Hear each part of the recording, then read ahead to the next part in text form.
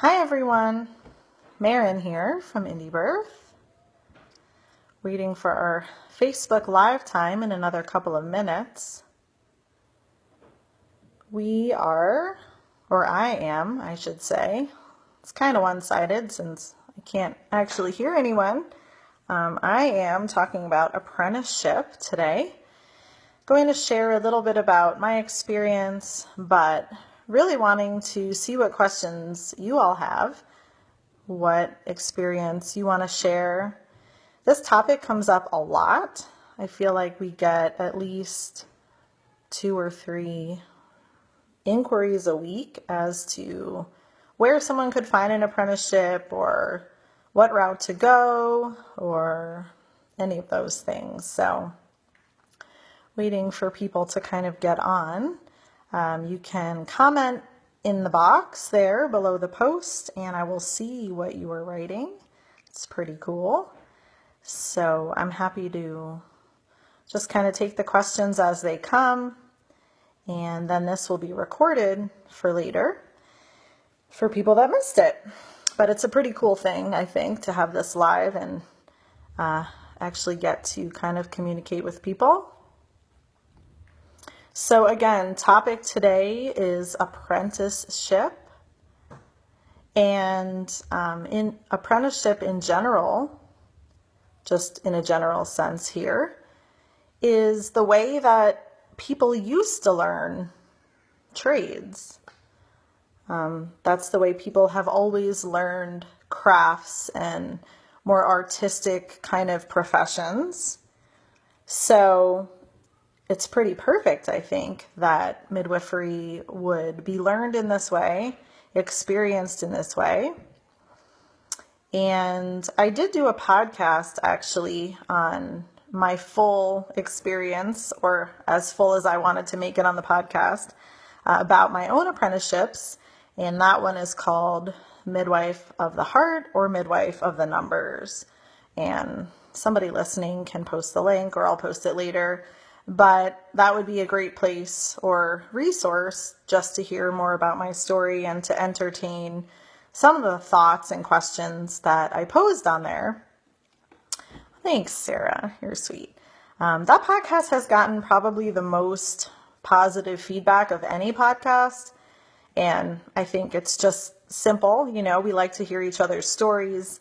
And again, this apprenticeship topic comes up all the time. So people are sort of like really starved to talk about it. And I mean that in a nice way. I love to talk about it too. I think we're all really starved to talk about how do we learn in an authentic way? How do we learn in a way that feels right to us? What do we do with the rest of the world sometimes that says that's not a valid way to learn? It's not modern enough. There aren't enough ways to judge the value of such a thing, perhaps. It's not like when you're enrolled in a school and you're getting grades and you can really feel like you're checking things off of your list. So that's one of the things I think that people feel about apprenticeship. So I'll share my experience briefly just because I don't know who's listened to that podcast. I won't go on and on. And in the meantime, while I'm sharing, if you have questions or thoughts, please write them below and I can cut my story a little bit shorter perhaps and answer your questions. So I had my first baby at home almost 12 years ago, and that was our second baby. Our first was born in the hospital, and our second was a home birth kind of at the last minute. I was like 37 weeks and we decided to do that, and it was an amazing experience, of course. And I was left feeling really attracted to midwifery, but I had no idea what an apprenticeship was. I didn't really know how to go about learning. So I did what a lot of us do, which is I just started picking up books and I just started reading and learning as much as I could. And I eventually enrolled in an introduction to midwifery course when he was about 2 or 3 months. So it felt like a long 2 or 3 months as far as the amount of stuff I was able to take in and digest. So at about 3 months postpartum, I was ready to see what was out there, but nothing too serious. So I took this intro course, and one of the assignments was to interview midwives in the community, or a midwife or two. So the first step for me was figuring out, beside the midwife that we had hired, who else was out there.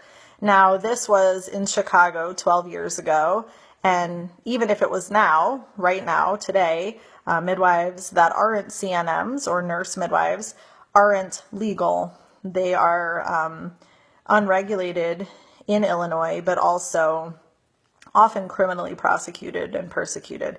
So it wasn't a very friendly situation to find a lot of the underground midwives. And so, as luck or serendipity would have it, of course I did find a few, and I went to interview one. She lived over an hour away from me outside of the city. And I just asked her the questions that I had for her, and at the end of the interview, she asked me if I wanted to apprentice or what I was thinking, and it completely caught me off guard. That wasn't at all why I went there. I said in the podcast, I look back and I feel so lucky, and I was so naive. I didn't know that apprenticeships were hard to get, or I had no idea. I basically just literally walked in on an apprenticeship. So at this point, my baby's 4 months old, and I had the normal, very normal hesitation with having this pretty new baby and beginning an apprenticeship. And the woman I eventually did apprentice with had 3 children at the time, and she had also done her midwifery training kind of in the process of pregnancies. So I was really lucky, again, that she was so open and willing to have me bring my baby. And that's kind of another topic, but I wouldn't have been able to do it really without that. I couldn't have left him at home. So I agreed to this apprenticeship after going home and really mulling it over and feeling really afraid and fearful too. Like, what if this was just not what I was supposed to do? I mean, it seemed really serious. And I remember consulting with my husband, of course. He had to be on board, and my best friend, and they both said, what do you have to lose? Just try it. If you don't want to do it, you don't have to do it. So that, of course, is history. That was 12 years ago. And that apprenticeship lasted for, I want to say, three or 4 years. And eventually that midwife left the U.S. She was persecuted in the Midwest. And I came out here to Arizona when she was clearly leaving.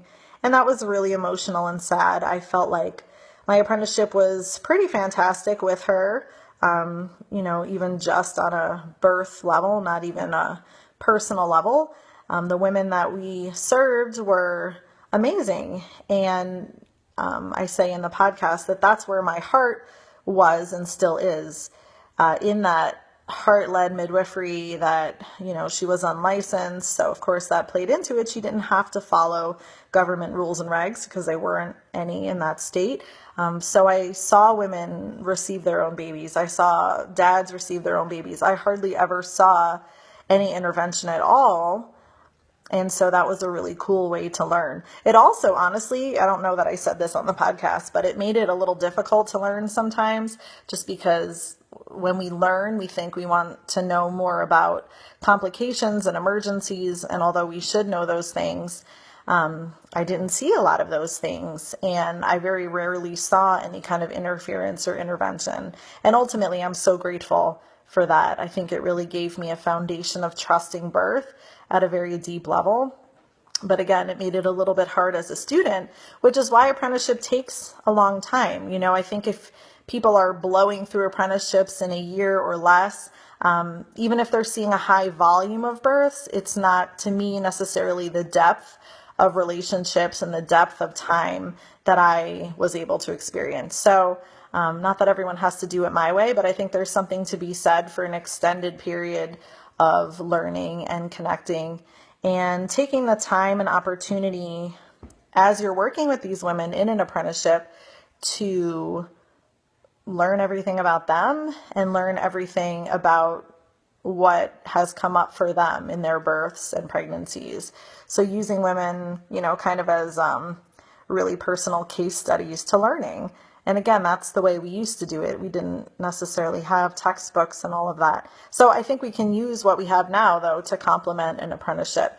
It's really awesome, I think, to see how a midwife lives her life during an apprenticeship. And honestly, that's why most people won't finish one.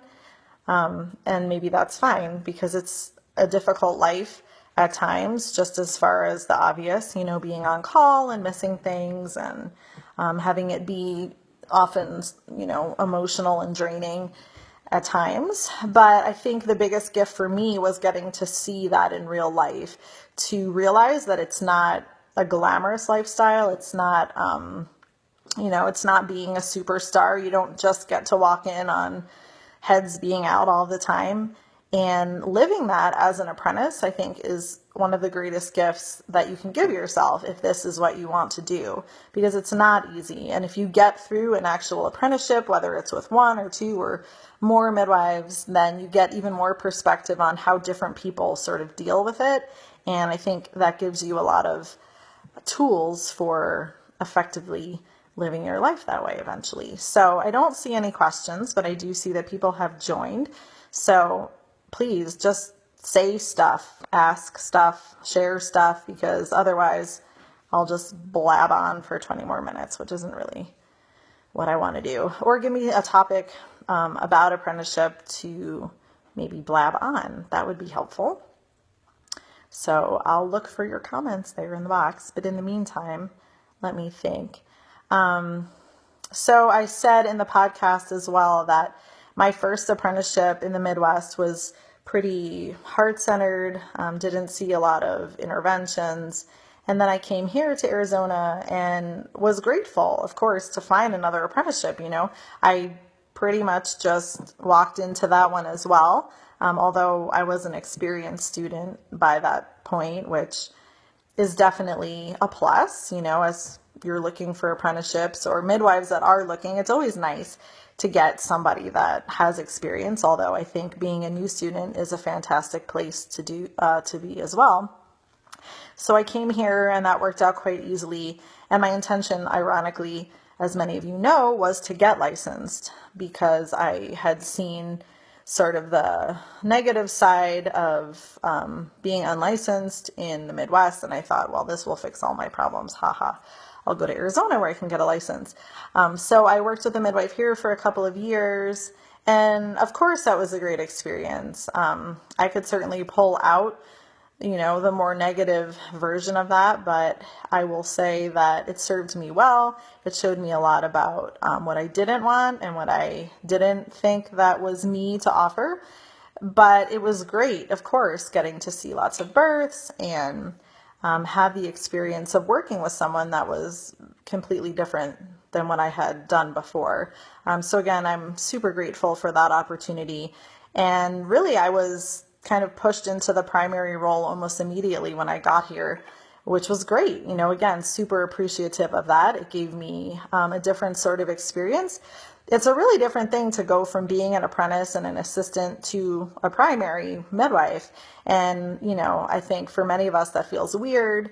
We're used to being in the background, and it's a challenge for many apprentices to finally step up to that role. So again, in the second apprenticeship, I was super grateful that was what I was asked to do. Okay, I'm going to scroll back a little bit. Yeah, I guess Kate is saying that, she'll have to travel to learn. And I knew that topic would come up, rightfully so, because I hear it twice a week probably. Where can I get an apprenticeship? There's no one around here to learn. And I know I don't have a magical answer. I think we just ask the universe and be open to what comes. And I do think travel often is part of the picture. I know I was lucky and I didn't travel too much, but I traveled several hours for births for an apprenticeship, in multiple states. I actually our family moved with my first preceptor. We all moved from Illinois to Ohio. So our family sacrificed a lot to continue working with her. And then my family sacrificed again to move here to continue. So honestly, as lucky as I was, I did make sacrifices. And I think that's part of it because there's just not a lot of people around. Okay, if I skip someone, I'm so sorry, but I'm like scrolling. Rachel, any thoughts on apprenticing to gain that knowledge and experience even if you don't want to be licensed? Yeah, I think that's the challenge, really. The podcast may be helpful to you if you haven't listened to it before, but that's what I'm promoting actually is let's get back to the basic roots of apprenticeship learning.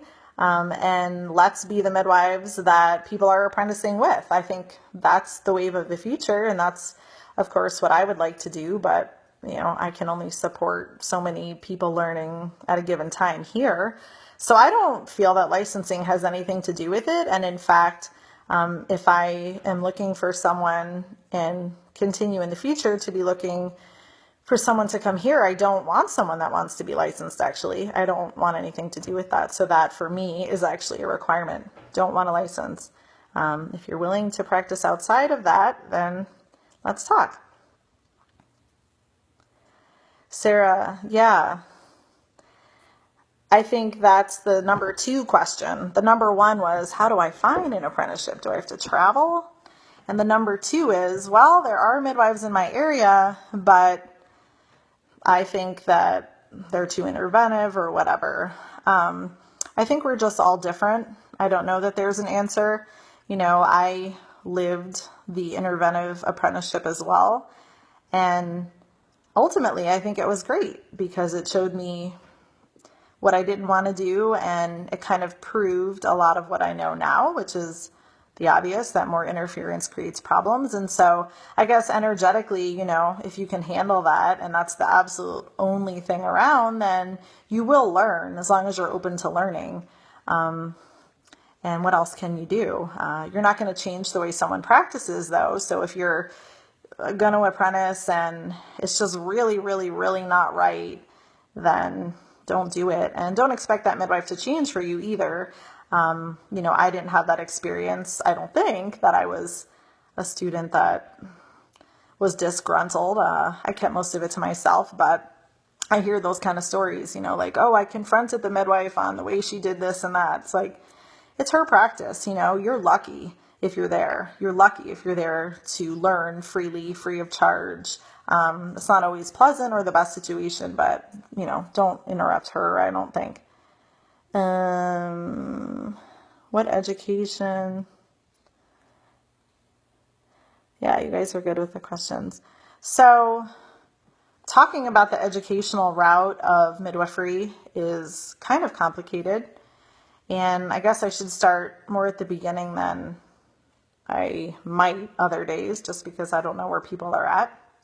But the obvious is if you plan on working in a hospital setting or want to be a nurse, then go to nursing school and then go to midwifery school. And that's a route that I had never had interest in doing. I never, wanted to be a nurse, so I didn't even consider that. If you're looking to go the home birth route, then a lot of what we're talking about does concern you. Are you going to go to a formal school? An online school? Are you going to go to an actual physical school?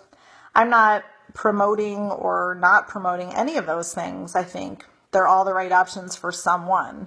So I did a distance learning program and graduated, but it was not MEEC accredited. So that worked for me. I didn't care.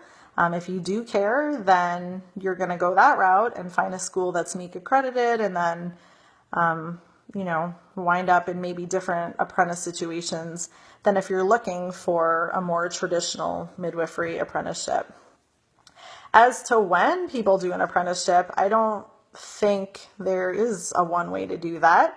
And I feel like my story was a good example of that. I didn't know anything. I was totally green. I had never taken a blood pressure. I had never done anything at all. I had been a musician before, just to give you contrast as to how little I actually knew other than my own birth. So again, I think it just depends on the midwife, but there is no right or wrong time. Experience can feel really helpful. Trainings, workshops, I think as much as you can get under your belt is always helpful, but there will always be midwives, that will take on brand new students, because sometimes that's the best sort of student to have, someone that hasn't sort of been tainted by seeing more negative births or whatever it is. Just someone that's really fresh and open to learning is very refreshing as well. Obtain clinical skills to be an assistant. Well, I think we just had our first skills workshop here 3 weeks ago, and that was intense. So I would suggest looking for the next one if you'd like to learn from us in the more traditional model. But yeah, it was intense. 4 full days, really, from prenatal through birth through postpartum skills that were basic in the sense of they're a great set to go out into the world with or to go into an apprenticeship with. So I'm sure there are other skills trainings like that. I think it's just a matter of what works for you and if they're able to be specific about sort of how they're teaching those skills. We made a point at our skills lab, I think, or I hope, that the skills themselves aren't very hard. They aren't that difficult. So we wanted to also include why we were doing them and how the interpretation varies. Because if you don't know those things, then it doesn't do you a whole lot of good, to be able to take a blood pressure or to listen to another fetal heart rate. If you don't really know what you're doing, then it's kind of pointless skill to have. So that's what we're offering. Again, there are others. Certainly our books, I'm sure, but I think hands-on stuff, most people would agree, is pretty valuable. I don't think anyone in our skills lab workshop the other week is in an apprenticeship. So, all kind of skill levels are welcome. Oh, Serena, I think in November. I think it'll be every 6 months. So we did June, it'll be November, and then we'll just kind of go from there and see. It was a lot.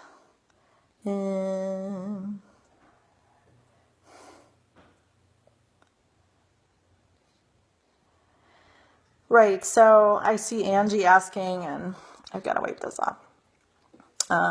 I feel like it comes up a lot. Just, I can't find an apprenticeship. How do I get started? What if women are asking me to be at their births? So I'd say the obvious first off thing, which is not having any kind of experience with another midwife, I think would be different. I don't mean to say it's bad. I just didn't have that way of learning, and it wouldn't have felt right to me. I really think I would want people in an ideal situation to have births to attend without the pressure of being the one. I mean, it's a lot of pressure, and to just kind of walk into that and not have experience, to me, just seems like, whoa, that's overwhelming. But I understand we're not talking ideal scenario here anyway. I think if women are asking people to be at their births, then it's a matter of transparency. It's a matter of transparency for all of us. In my case too, like, I'm not licensed. This is what that means. This is what I can do. This is what I won't do. Here are my boundaries. We all need to be really clear and upfront about what our experience is and what our level of education might be. I think not being clear about that is a huge problem. And I will definitely say that, people putting themselves out there as midwives that have never attended a birth alone or at all is hard, because, we're all trying to work under that umbrella of being midwives that can practice freely and unregulated. And that makes things complicated. So if that's your situation, then again, just being really clear, like, I've not done a lot of midwifery training. I haven't attended births in that role. Here's my educational background. Here's what I have done. Here are my limits. Here's what I would feel comfortable with. And I think getting really clear on that for you first. You don't wait till someone comes and then make it,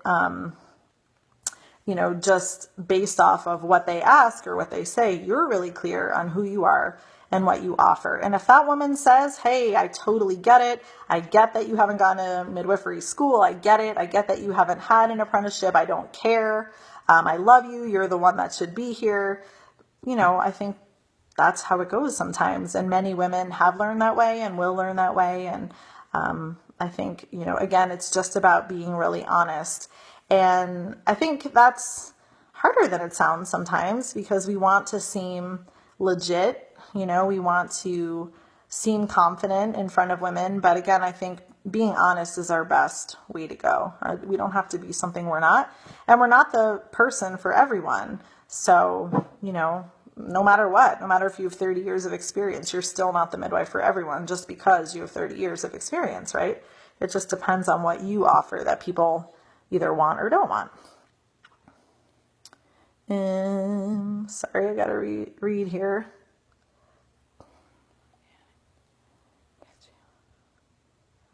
Oh gosh, I don't know that I'm the person to talk about practice law. If you're being in the mainstream world, then you're going to encounter regulations around midwifery. And most states have them and some don't, but just because they don't doesn't mean it's not, doesn't mean it is okay, doesn't mean it's not okay. There's lots of gray areas with home birth midwifery. And so I can't really answer that. I can just say that as far as apprenticeship and learning goes, you have to follow your heart. You have to figure out what you can offer the world, what you can offer women, because we all have what we're great at. We all have where we belong. So instead of worrying about the outside world, it's kind of like good pregnancy advice too. Worry, for lack of a better word, about yourself and what you can offer and what you need to learn to get there and what you need to personally, process and work on to get there, and then see where you wind up. I think, again, we all have a place where we need to be, and we should be most concerned with our own heart, rather than what the world's telling us to do. That's kind of the theme of this whole conversation is, if we only listen to how the world says we should be midwives, then very few are going to get there, because of all the restrictions and money and sort of selling out that it takes for even, the most heart-led midwife to be able to do. She has to make a lot of sacrifices and compromises. And if I hadn't been there myself, I would feel like I was making that up or speaking from a place that I didn't know. But I do know, I have been there, and you can't do both. You can't serve the government and you can't serve women. So pick what works for you and then go that route. And I think there's a place for for both sides of the coin. There's a place for all kinds of midwives. There's a place for all of them, for all of us, because there are all types of women. So there isn't just one way to go, but the only way to go is what you are being led to do. And I could totally end there if there aren't any other questions. I think I answered or talked at least a little about everybody's. I don't see anything else. So if you want some resources as far as indie birth goes, I'm happy to share them with you, since that's kind of what we do. So yes, we assist pregnant women and all of that, but we also have lots of resources for student midwives or people that want to be midwives. The Wise Woman Circle is probably one of our best offerings at the moment. So that's indiebirth.com/circle. And we have all kinds of amazing teachers and speakers. The calls are recorded. The Facebook group of women that are like you, it's just an amazing group. That's a great way to kind of break in and start learning without being committed, to an on-call lifestyle or anything like that. It's just pure learning. Other than that, we have lots of webinars online. Our 5-week class, we have a postpartum hemorrhage class. So if you look under indiebirth.com and look under the classes, you should see those sorts of things. Again, lots of resources just to get learning from home. So no need to, delay learning just because you don't have an apprenticeship. Yeah, Kara, I think it's, again, just what your heart says is right for you. Do you accept an apprenticeship with a midwife that, is licensed? I do think it runs deeper than that. On the surface, like I said, I'm not interested in training anyone that wants to be licensed. But it doesn't mean, of course, that licensed midwives are bad or that they aren't brilliant and compassionate and that there aren't things to learn. It just depends, I think, what they expect of you, too. Are you expected to be licensed?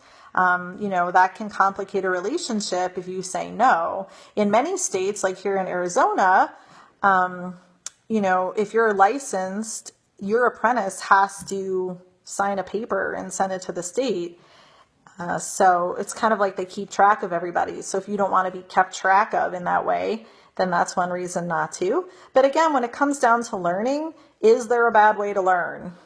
Maybe, but I will say all experience isn't created equal, but I can't say what is, more positive or negative for you.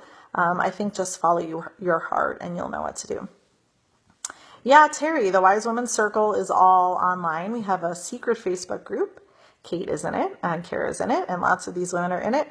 And we've had like Gail Hart do a call and I'm totally spacing, but lots of cool people from our conference last year. And we'll be getting, of course, lots of new speakers after the upcoming conference. And it's just a nice group for this kind of stuff. So bringing up these kind of questions in there is often really well received, and people are very compassionate because they're often all in the same sort of spot. So feel free to check out. Again, that's indiebirth.com/circle. And other than that, I don't know too much else. Just to blab on a little bit more though, because I feel like it's so important, and since people are asking, I guess I might as well keep going. We have to figure out what we want. So many of you I know, and I know you've had babies, and I know you know what you believe. So that's how you make those sorts of decisions. And it's hard, again, because there aren't a lot of apprenticeships. And again, maybe we're told that that's not a valid way to learn. And maybe it's not for you. But if it is, I think it will open up doors just being really strong in that belief and waiting for the right time. I think the more than half of the equation is just timing. And I don't think we control that. I know in my own life, it's frustrating often to me, just the way I am, that I don't control timing and I don't get to say when things happen. I don't think we do. So we just are open to whatever, and the universe will decide when it is time. And in the meantime, like I said, I think there's lots of great ways to learn and be involved and connected if you haven't figured out those things, because it's okay to have not figured them out too. But people that are, just kind of like plummeting themselves into a school or an apprenticeship, I think from the sidelines, it looks like most of them aren't connected to what they really believe. And what that does ultimately is create burnout and create unhappy, disgruntled midwives and apprentices, and ultimately creates a lot of fear in midwifery, which is why we're probably where we are. I think deep down, many of us do resonate with this idea of authentic midwifery, traditional midwifery, but women are in a rush. They're not listening to themselves, and they're just kind of like going the mainstream route, and then they're winding up in a mainstream situation where birth is scary and, women can't do it. And I just don't want to, perpetuate that or live that in any kind of way, because it's not true to what I believe. So again, decide where you're at, and I think the universe will come forth for you. So that's all for me. If you have any other questions, oh gosh, it's doing something. If you have any other comments or questions, you can always leave them here once this is over, and I can get to them later. You can also message me. If you're not on our email list, please get on our email list at indiebirth.com. We will be announcing conference speakers either later today or tomorrow, so stay tuned. And you can also check the page, indiebirth.com/conference, but we'll probably put it, all over Facebook once we have it up, because we're pretty excited about the conference in March 2017. So thank you everyone for watching, and yay for speakers. I know it'll be such a great bunch. So yeah, that conference is in March 2017 here in Sedona. And so that's what's coming up next, Indie Birth-wise. And this live thing has worked out pretty cool. I think we're committing to probably every other Friday. So stay tuned if you like this. We'll have one in another couple weeks with some sort of topic to focus in on. So take care, everybody. Have a great weekend.